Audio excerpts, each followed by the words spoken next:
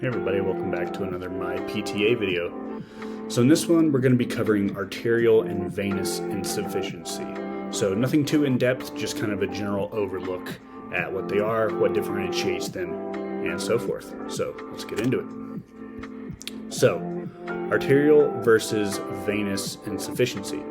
So venous insufficiency is arterial insufficiency is also known as PAD, peripheral artery disease. So if you see PAD, just know that arterial insufficiency and PAD are interchangeable.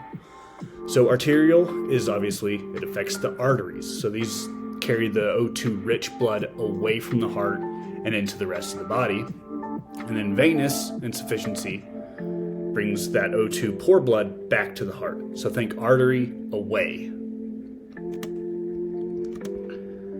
And then what causes these diseases? So kind of the same risk factors for everything that we've talked about for cardiopulmonary diseases and disorders.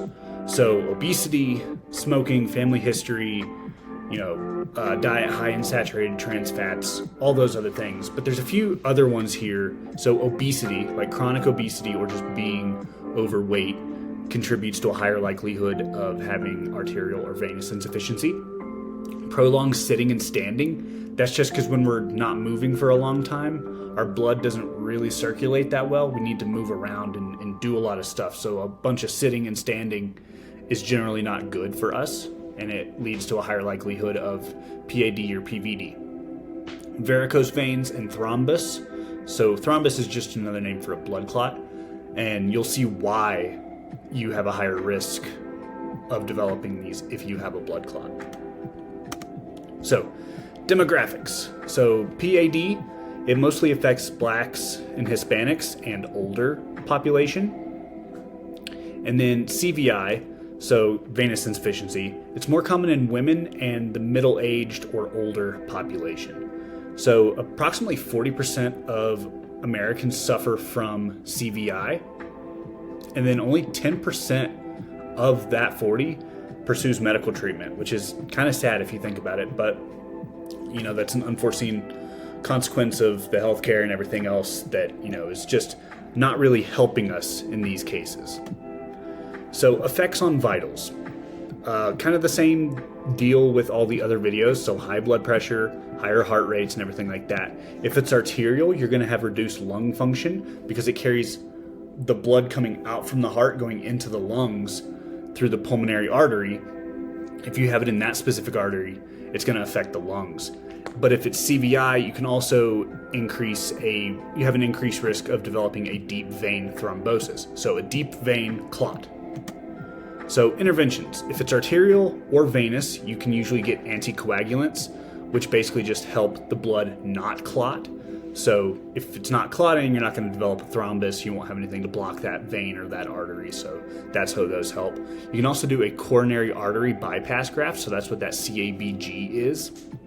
They basically go in and they just kind of like reroute around the coronary artery. And then stents go in and they basically, so if you have a little tiny artery, they basically go in and they just kind of widen it out and they put a little mesh in there to help the blood flow through there a little bit better. And then if it's venous, you can also receive diuretics. So what can be done? Basically everything else that's already been said in all my other videos. If you haven't watched the playlist, I'll put it up in the corner. Definitely go check the playlist out because a lot of these interventions and preventions are all the same. Just eat a heart healthy diet. Exercise regularly, maintain a healthy weight, don't smoke. You're probably tired of hearing it by this point, but smoking is so bad for you. Please, I urge you to stop smoking. It's doing nothing for your health. It's hurting you in the long run. So smoking is probably the biggest thing that you can do to have a huge impact on your health and well-being. So that was it. Once again, just a real quick overview of arterial and venous insufficiency and just kind of the difference between them. So nothing too in-depth.